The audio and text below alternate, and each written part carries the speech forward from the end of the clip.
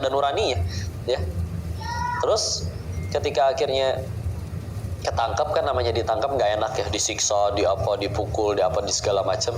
Akhirnya nego lah sama yang nangkep, sama oknum yang nangkep, untuk bisa lepas. Nominal yang diminta sama si yang nangkepnya itu sejumlah dengan tabungan dia selama ini gak hoya-hoya. Ya mau nggak mau, tapi akhirnya keucap gitu dari lisannya. Berarti selama ini buat apa tuh ya itu ditabung? Gua nggak kayak yang lain mah foya-foya, obat-obat, main perempuan, dan juga abis di meja judi, beli barang segala macam. Dia mah celana pendek sama kaos, bandar gede juga, ya. Tapi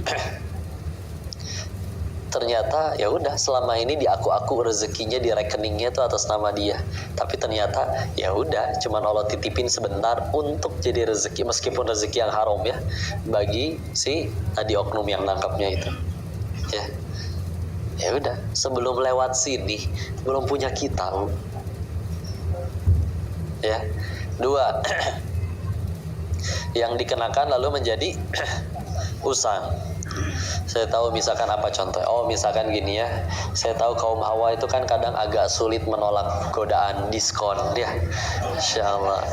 Mungkin bagi sebagian orang yang diskon gak diskon bagi dirinya tetap ekonomis. Tapi bagi sebagian orang kan Masya Allah. Itu kadang ya udahlah sholat dulu, waktunya sholat. Ke bawah itu Bu atau sholat gitu. Allahu Akbar. Ya tagamis ya Allah. Pangalusna ya Insya Allah. Allahu Akbar. Ya Allah kabeli mualnya meni hoyong. Sami Allahu liman hamidah. Si bapak kan besok ngasih uang belanja bulanan. Allahu Akbar. Temen juga ada yang mau bayar utang. Allahu Akbar. Mana barangnya lagi diskon. Allahu Akbar. Aduh, hari ini diskonnya terakhir. Allahu Akbar. Kan abis ini sekalian mau jemput si Ade ke sekolah lewat. Pasti kembali ini hari ini. Astagfirullahaladzim. Astagfirullahaladzim. Assalamualaikum. Sabeda ya. Coba ke bawah sholat tuh. Keterima gak itu kira-kira sholatnya? Enggak ya. Insya Allah. Makanya kadang ada lagi yang berdari, makannya harus kita beli dulu kok biar sholatnya khusyuk. Alasan ya. Saya tambah. Anggaplah kebeli Bu. Ya. Kadang kan belinya ditanya, emang itu buat dipakai kapan sih, kan baju udah banyak. Mudah-mudahan aja nanti ada kondangan tuh. Mudah-mudahan. Ya. Akhirnya kebeli, taruh dong di lemari, nggak mungkin taruh di kulkas ya kan dingin. Taruh di lemari, udah dipajang. Ya udah, hari berjalan, belum ada kondangan, terus sibuk berkegiatan, keluar kota, karir melejit, tambah naik, tambah sibuk, tambah amanah. 5 tahun kemudian tahu-tahu ada rezeki pindah rumah. Pas pindah dibongkar lemari, lah ini baju 5 tahun lalu. Masih ada label harganya belum pernah dipakai. Cobain ya nggak muat, udah lintuh Bu. Ya. Adeknya lewat ya. Masih langsing teh kan. Ya udah deh buat kamu aja. Beneran Kak? Rezeki si Ade. Kita selama ini ngaku tuh 5 tahun ada di lemari kita itu tuh baju saya. Nggak ada yang berani pakai tanpa seizin saya. Enggak. Kalau akhirnya yang make sampai jadi usang itu si adenya, berarti rezeki adenya. Ngaku kita ya. Palu 2018 tsunami. Ketika akhirnya tersapu oleh air laut semua, kan hakul yakin di lemarinya banyak baju. Akhirnya yang jadi rezekinya yang nempel di badan. Terus akhirnya di tengah huru-hara orang udah penuh luka, rumah porak-poranda, ngelihat orang ada yang pakai kaos kesayangan kita, berani ditagih, balikin lu itu kaos siapa? Gak cukup hati nurani. Orang lagi bencana kayak gitu, udah dia yang pakai sampai usang. Ya, insyaallah. Tapi tenang ya, bukan berarti nggak boleh punya. Tapi kalau punyanya untuk diakui orang, untuk supaya ya nyenengin keinginan doang, bukan kebutuhan, suka capek ya, boleh punya ya, kayak sesuai kebutuhan. Kok ya punya sepatu kan nggak mungkin kalau pakai naik gunung pakai sendal hotel dah ipis ya, kudu beli yang agak kandel tebel dan emang harganya pasti lebih mahal, ya udah nggak apa-apa memang. Tapi kalau memang belinya untuk diakuin orang kan repot ya. Lagian nggak enak juga, nggak nyaman. Itu calon mertua lagi sholat di masjid, serius, dapat dandan rapi pakai sepatu terbaru. Saking barunya kok asa sempit ini sepatu. Oh, plastik yang ngeganjel di dalamnya belum dikeluarin ya. Oke. Sholat sebagus-bagusnya sepatu dipakai mau Bu ke dalam masjid? Enggak ya, pasti diparkir di depan.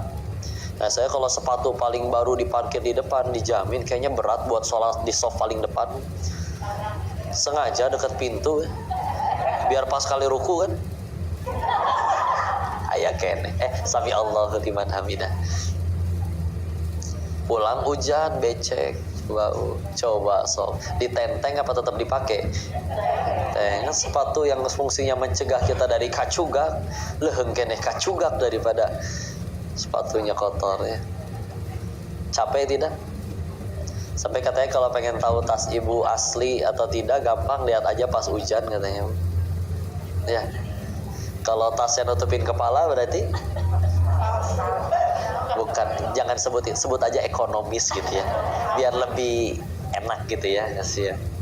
Kalau ternyata mendingan kepalanya yang basah, tasnya dijaga, bukan asli mungkin dulu ya, mungkin cuman kepalanya lebih murah daripada tasnya gitu ya.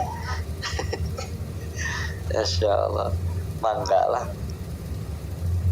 Jam tangan apa fungsinya? Lihat waktu. Berarti jam tangan yang di pasar baru di etalase tuh 50 ribuan, meskipun gambar Dora gitu ya, bisa lihat waktu ya. Jadi kita tahu di Jakarta ada jam tangan 5 miliar. Yang lebih ada. Seharga berapa rumah itu jam tangan. Kadang kalau beli mobil mahal mas, saya teh wajar, mobil mahal larinya biasanya memang lebih kenceng daripada mobil murah.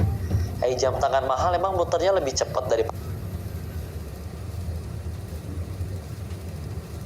yang murah. Sama ya. Itu jam tangan bapak 5 miliar, kelebihannya apa? Ini 1 jamnya setara 5 menit atau rusak dipakai kene. Ya. Lagian agak suka jadi agak berat sebelah kalau jam tangannya bagus ya. Jadi kudu ditaruh di meja gitu kan. Agak gini gitu. Ditaruh agak kumaha gitu ya. Lelaki kayak udah pakai, kalau udah sering nge-gym fitness, badan mulai kekar, pasti suka pakai baju ketat ya. Terus paling seneng kalau ditanya toiletnya di mana.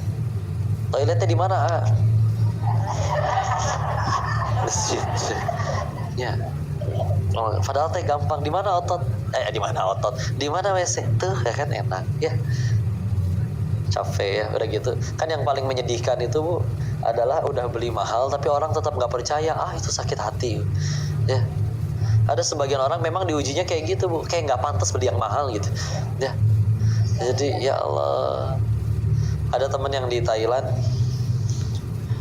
kipasnya digesernya Bu, kalau udah seumur gini teh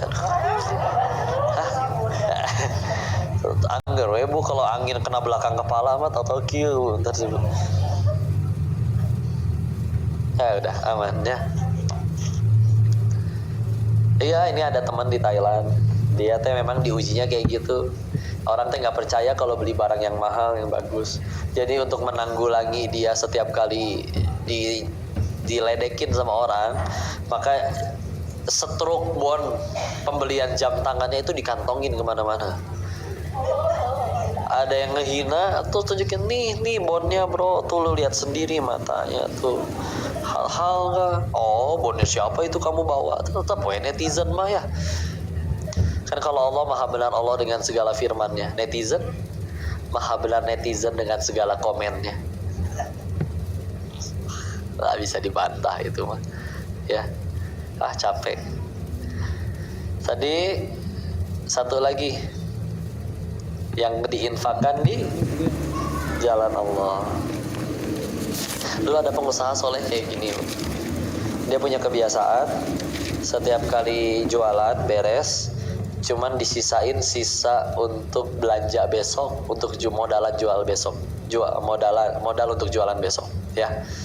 Maka sisanya habis disedekahin. Ditanyakan sama teman-temannya, bro, invest dong kayak kita, kamu nggak sayang apa sama hartamu, uangmu, invest dong, invest katanya. Udah gitu kata si orang kayanya ini, yang solehnya ini berkata, justru saya sayang banget sama harta saya, makanya pengen saya bawa mati. Gimana caranya? Transfer ke rekening akhirat, jemret, sedekah. Dan kata Ali kayak begini, Ali bin Abi Thalib, anggaplah kayak gini ya, misalnya ada orang nabung sampai 1 M misalkan, cita-cita pengen beli mobil idamannya, mobil mewah, udah kekumpul bu, udah jalan, udah OTW ke showroomnya bu, tapi ternyata kata Allah umurnya nggak nyampe ke showroom, tengah jalan perjalanan lewat, wafat. Maka kan dipakai sama keluarganya, oh buat pemakaman, kepakailah 5 juta dari 1 miliar, masih sisa 995. Setelah akhirnya orang ini wafat, kalau kata Ali bin Abi Thalib radhiyallahu an, beliau menyebutkan yang ditanya itu bukan yang kepakainya, tapi yang dititipkannya. Kamu nggak akan ditanya, kamu pakai apa 5 juta? Enggak, kamu ditanya 1 miliarnya itu gimana? Ya Allah, saya nggak sempet pakai. Dulu dititipin, niatnya buat apa? Tanya bu. Ya Allah, yang ditanya 1 miliar kepakainya cuma 5 juta, sisa 990-nya, 995-nya direbutin sampai anak cucu pada berantem. Saking sibuknya berantemin itu jadi nggak ada waktu doain orang tuanya. Ya. Izin ya, salah satu hal yang paling membuat diri ini waktu itu pulang dari Thailand, ada teman-teman kami juga bandar judi yang lain, ya. Memang udah lebih senior, lebih sepuh, dengan penghasilan ya ada yang 8 miliar bersih per bulan, ada yang sampai lebih, ya. Jadi mereka sudah sampai di tingkatan udah bosen gitu, jadi udah bukan OKB lah ya, udah gimana rasanya standar aja nerima duit segede gitu tiap bulan, tiap hari. Terus akhirnya kan kalau sudah merasa biasa aja kan pasti mulai jenuh ya.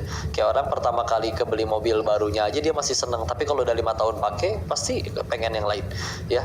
Maka udah biasa, maka karena di sana tempat hiburan itu cuman ya kalau nggak diskotik, kasino. Tapi tetap ketika akhirnya beres mereka obat-obatan, minum-minuman keras, suka ngobrol, sampai kapan kita kayak gini ya. Sekarang aja ada efek obatnya, ada efek minumannya, nggak kerasa, nggak kepikiran, udahannya jenuh lagi. Kok kayak lebih nyaman waktu kita tinggal di Indo ya, kumpul semua di ruang tengah, hangat, dikelilingin anak cucu, nyaman.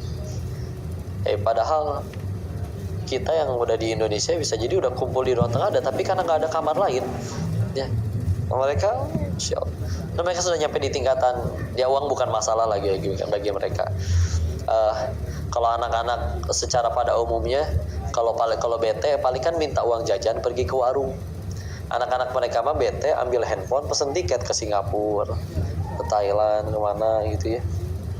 Terus di sananya nggak bawa apa-apa, enggak kan, di sana baju bisa beli, di sana banyak mall, koper beli di sana, baju di sana, pulang kapan? Nunggu bosen, nggak nunggu duit habis, sampai kayak gitu.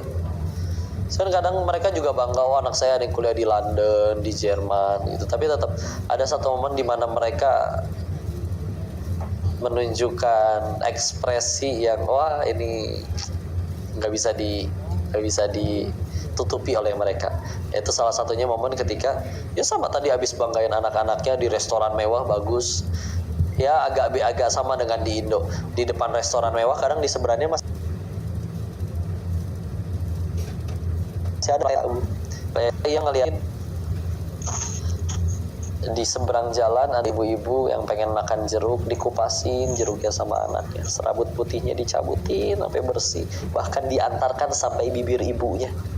Ketika bijinya pengen dibuang, tangan anaknya sudah siap di bawah bibir ibunya, silakan Bu. Itu wajahnya si konglomerat itu terlihat jauh lebih iri daripada irinya orang yang belum pernah beli mobil kepengen beli mobil. Coba orang belum pernah punya mobil datang ke pameran mobil, paling heboh dikit kan, norak-norak dikit, wih keren, di foto jadi wallpaper, udah. Tapi masih ada harapan, gue tinggal kerja bener, kerja keras, kebeli ini suatu saat. Kalau mereka udah nyampe wajahnya menunjukkan kayak, gue teh apa lagi sih yang belum gue punya, tapi kok belum bisa tuh dapat anak kayak begitu. Sampai kadang mereka nanya, itu buat apa ya? Orang hidup lurus aja masih ada yang jahatin. Ini gue usaha haram di sini bersinggungan dengan hukum. Ketemu dengan orang-orang tanpa moral, kadang kemana-mana harus bawa pistol di pinggang, harus bawa bodyguard karena takut ketemu orang jahat gitu ya. Dan hanya untuk dapat uang lebih banyak, dapat uangnya malah lebih banyak. Untuk bisa beli sekolah, bayar sekolah termahal, guru termahal. Tapi kabar buruknya, sekolah dan guru termahal belum tentu sekolah dan guru terbaik. Maka ngobrol kadang ditanya, ya terus gimana itu anak-anak yang di luar negeri kan, Masya Allah keren sekolahnya di luar. Kalau mau jujur mah bro, terakhir nelpon gue bulan lalu, itu juga karena minta duit. Gak minta duit kan nelpon. Itu aja. Giliran kita kangen aja pengen nelpon, sibuk katanya nggak mau diangkat. Giliran minta duit, hari itu juga harus diangkat dan harus dikirim ya. Terus apa kabar? Terus yang itu yang anak yang masih tinggal serumah, yang tadi sering keluar negeri, kalau di rumah gue nggak pernah ketemu. Kebayang mungkin ibu kan, kalau rumah orang yang mohon maaf menengah ke atas luar biasa kan kamarnya masing-masing ya, jauh dari ruang tamu ke kamar anaknya harus naik angkot menurutnya, saking gedenya rumah orang kaya. Terus di kamarnya kan lengkap, udah ada kamar mandi dalam, AC, wifi, internet, komputer, PlayStation, televisi, lengkap, nggak mau keluar rumah. Pernah mampir ke rumah mereka, datang sama barengan ojek online 2 dari restoran yang sama, bawain menu makanan yang sama. Kenapa kalian tega barengan aja? Kan yang mesen beda. Adiknya mesen dari kamarnya, kakaknya mesen dari kamarnya. Tuh segitu masing-masingnya ya. Terus akhirnya itu hilang, bagi mereka itu hilang. Tuh kenapa kebeli? Makanya kadang ketika dinasihat, ya cik atulah yuk. Kadang orang tuanya suka masih ada yang bilang, anak saya mah nggak usah rajin-rajin teuing ngaji lah, ada kan nggak cita-citanya nggak pengen jadi ustadz. Serius, emang ngaji cuma kewajiban ustadz? Anggaplah sampai ada kisah kayak gini ya, orang sama dari golongan yang kaya-kaya gini juga dulu. Terus akhirnya ngobrol, dia ternyata temennya ayah saya, temennya seangkatan papi lah ya. Lalu papi saya ngobrol sama kakak perempuannya, si itu kemana ya? Dulu loh temen kita yang paling kaya itu. Dijawab, udah meninggal dia belum lama ini, nyaris busuk 7 hari di kos-kosan di pinggiran kota. Hah, kan anak-anaknya kaya semua, kok bisa? Iya, orang anak-anaknya yang naruh bapaknya di situ.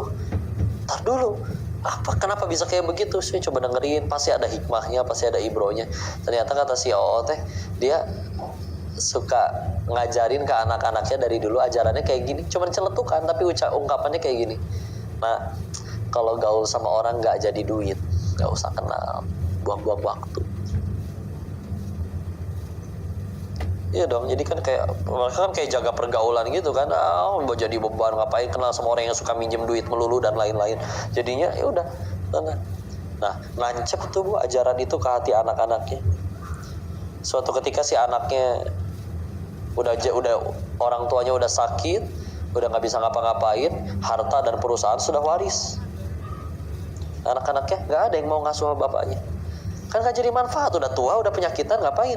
Terus gimana, kasihan? Ya udahlah, itu ada kos-kosan di pinggiran kota 700.000, taruh aja di situ. Bahasa lagi ditaruh Bu, diteden jika barang. Ya, taruh aja di situ, ntar seminggu sekali pembantu kita jenguk. Ketika salah satu pembantunya dari anak-anaknya itu jenguk, ya tadi udah nyaris busuk 7 hari, air kening menggenang, tong sampah berantakan, namanya kakek-kakek sakit hidup sendirian. Dan demi Allah, tapi yang membunuh si kakek ini, si bapak kaya ini ya, bukan masa tua atau sakit, tapi perasaan dibuang oleh anak yang dulu ia bangga-banggakan. Takwa, emang punten ya, anggap itu beneran jadi kaya loh, sukses anak-anaknya. Dan kadang kita juga ayo sing jadi dokter, kaya ada apa segala macam ya. Ketika akhirnya dia beneran jadi kaya, sukses konglomerat, tapi ibu-ibu diperlakukan seperti film azab Indosiar, masih bangga kan?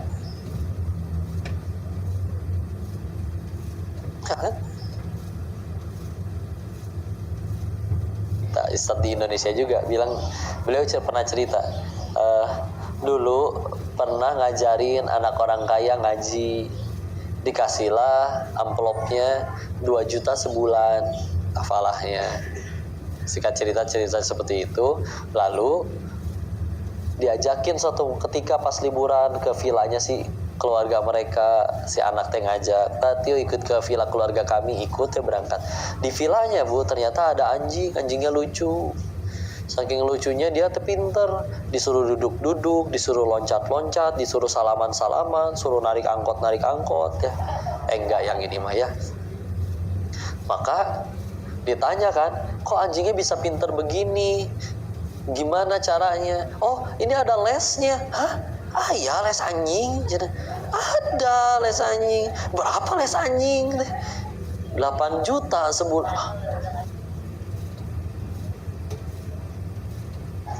Majikannya 2 juta belajar untuk ke surga itu teh. Aing les anjingnya 8 juta. Kan ceritanya udah tuh shock di situ. Besok-besoknya pas giliran ngaji Ustaz ceritanya teh enggak dateng, ditelepon sama si anak. Ustaz kok enggak dateng ngajar? Iya, enakan ngajar anjing ya nanti. Atau gitu ya, aduh. Oke, akhirnya dijelasin gimana. Ya sok ngaji lah atuh.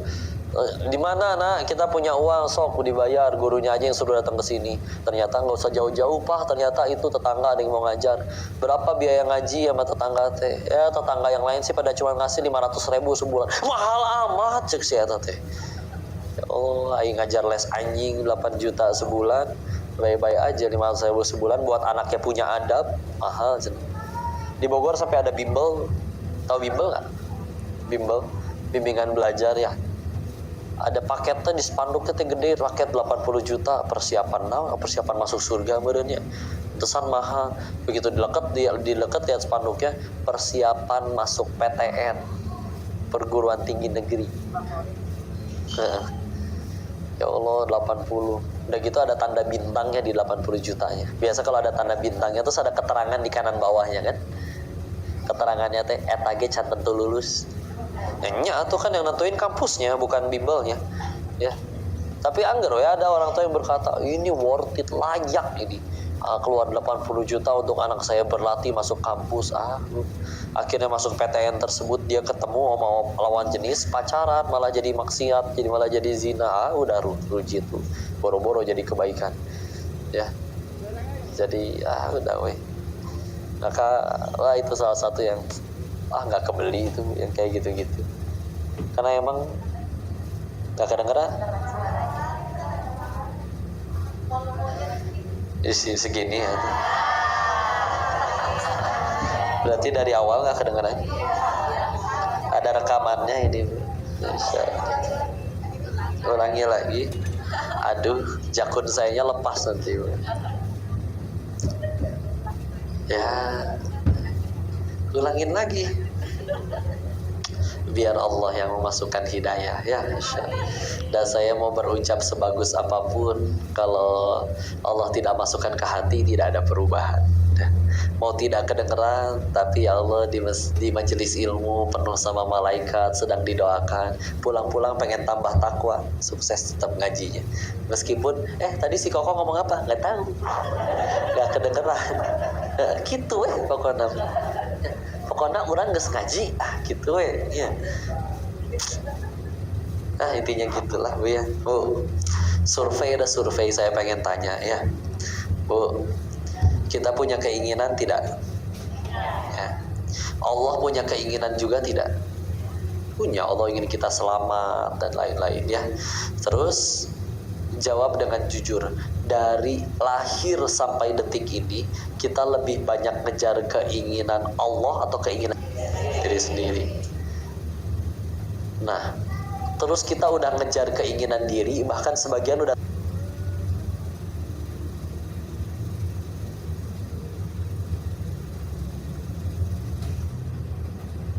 tercapai. Ada orang pengen beneran kaya, pengen beneran viral, pengen punya jabatan beneran naik jabatan. Jawab, setelah akhirnya tercapai pun, apa dia langsung jadi manusia yang bahagia seutuhnya tanpa pernah sedih sekalipun? Masih aja pernah bete, sedih, kecewa. Makanya harus berapa kali lagi patah hati, sedih, kecewa, baru kita sadar bahwa bahagia itu bukan pada apa yang aku suka, tapi pada apa yang Allah suka. Pernah ngeliat orang kaya yang masih stres? Yang punya jabatan masih nyuri dari rakyatnya? Yang pasangan udah cantik masih selingkuh? Tuh makin ngegas ya. Tenang Bu, saya sedang tidak membicarakan suami kalian ya. Tenang, Masya Allah. Tapi kalau kan kata orang itu semua teh sumber bahagia.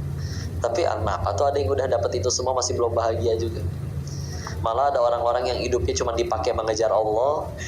Ya, meskipun kata orang ya Allah, kok dia hidupnya semenderita itu, kadang dicibir orang, dia bodoh ya, ninggalin itu semua. Ninggalin perusahaannya, ninggalin uang sebanyak itu hanya demi Tuhan yang tidak terlihat itu. Bodoh. Tapi yang menghina tiap malam masih stres mikirin cicilan. Yang dicaci dihina, tenang kowe. Insyaallah. Kan tiap hari yang penting yang dipikirin bukan apa yang aku suka, tapi apa yang Allah suka. Jadi amal, jadi kebaikan. Bu, yang paling penting dari semua hal itu yang penting jadi amal. Beneran, Bu. Kata Abdullah ibnu Mas'ud begini, Bu.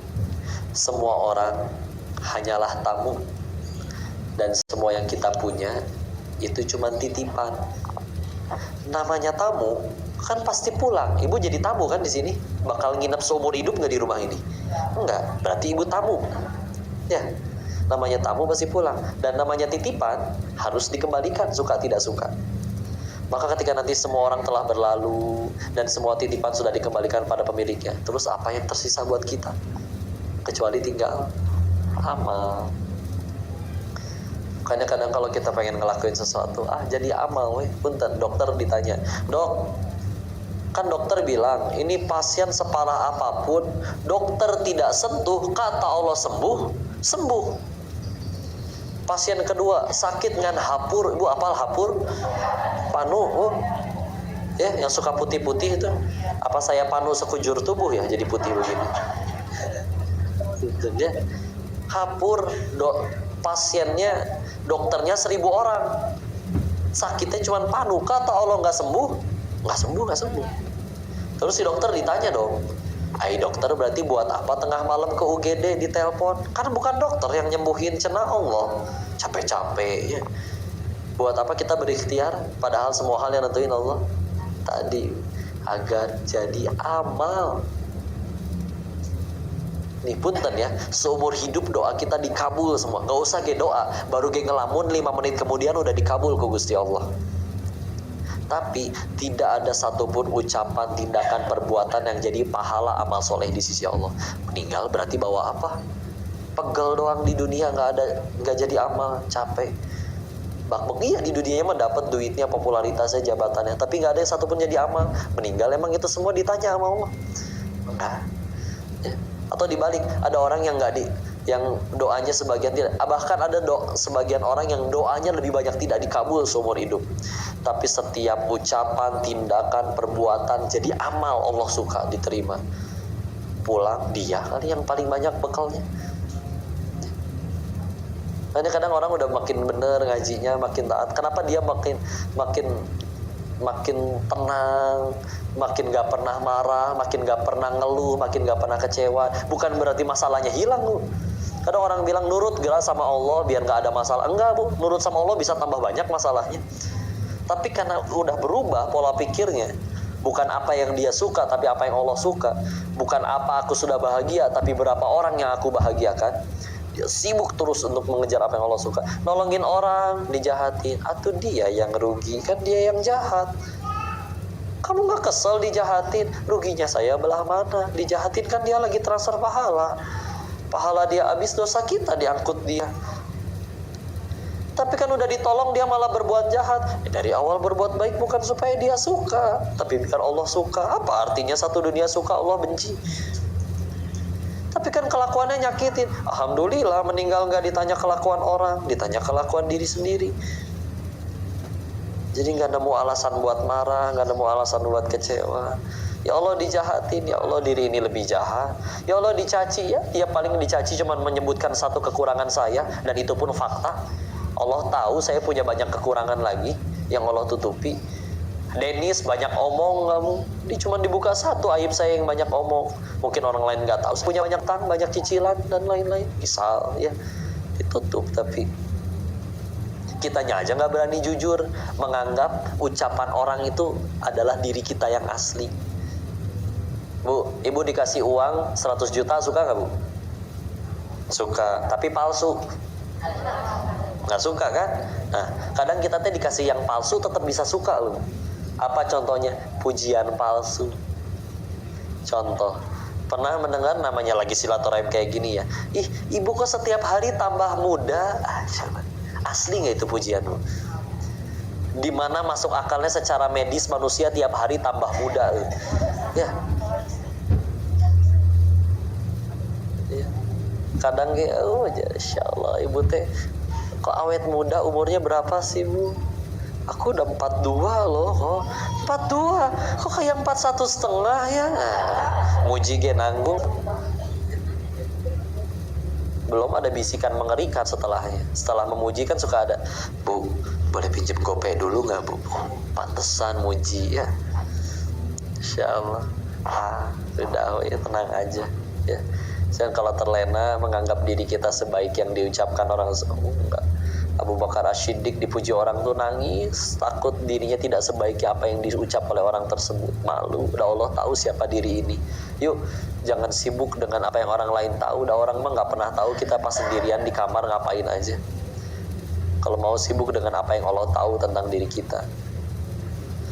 Dianggapnya mah Masya Allah ibu-ibu mah meni soleha jadi taklim, tapi bisa jadi tadi subuhnya ke 7:30 ya. Bisa jadi isanya ke tadi telat ke bawah tidur.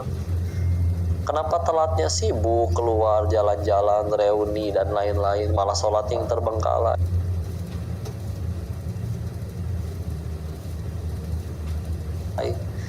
ya. Oh si ibu mama Ali majelis taklim, padahal terakhir kali baca Quran di bulan lalu berdebu. Ya cuman kadang ya Masya Allah ya, kita menikmati pujian orang sebagaimana itu adalah diri kita yang asli. Enggak, tenanglah, terimalah takdir Allah asli, karena yang udah Allah tentukan pasti baik ya. Karena nggak terima nggak enak juga bu. Ibu tidak terima bertambah usia, tidak terima bertambah volume tubuhnya ya, ingin selalu terlihat langsing, tiap kali foto tahan nafas kan ngap, kasihan ya. Berhasil terlihat langsing, wajahnya biru, kekurangan oksigen, kurang elok juga. Kadang yang dimarahin yang moto sih, jangan gendut ya tuh, kumaha cara anak kumaha ya. Coba kalau pengen jujur gimana ngomongnya? Yang makan banyak si ibu, yang disarahin saya. Insya Allah. Bu, saya mau survei boleh nggak bu? Ibu-ibu kenapa kayak foto teh nggak bisa satu kali? Masih diulang. Hah? Angelnya yang terbaik. Serius masalah angel. Saya berarti pengen tanya kayak gini ya. Ibu foto 10 orang, yang 9 teh senyumnya udah sempurna, tapi ibu perem sorangan. Diulang nggak fotonya? Tuh kan? Jelas ya. Ya sok foto yang kedua. Foto yang kedua yang 9 perem, tapi ibu senyumnya sempurna sendiri. Itu kan yang dipajang di status. Egoisnya.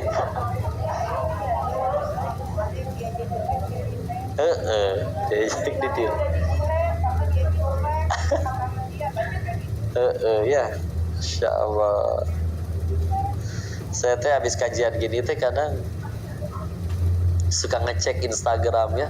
Tahu-tahu ada yang nge-tag, tapi di tag teh yang pas sayanya perem. Padahal saya ingat betul ini ibu teh foto 4-5 kali itu. Tapi yang dipilih yang sayanya perem, oh pasti yang 4 yang lain mungkin si ibunya yang perem, sayanya yang bagus ya. Makanya yang diupload saya. Terima kasih udah menjawab dengan jujur bu ya. Masya Allah. Alhamdulillah handphone sorangan lah.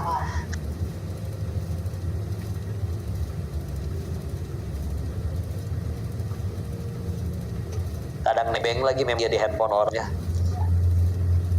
Udahlah jam 11 tuh, Insya Allah.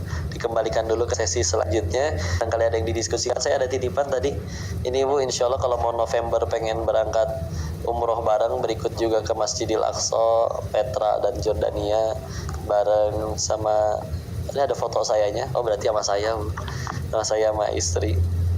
14 hari insyaallah. Nanti buat tanya-tanya bisa tadi ada ya ke Umi Saladin nanti ya. Biayanya berapa ini?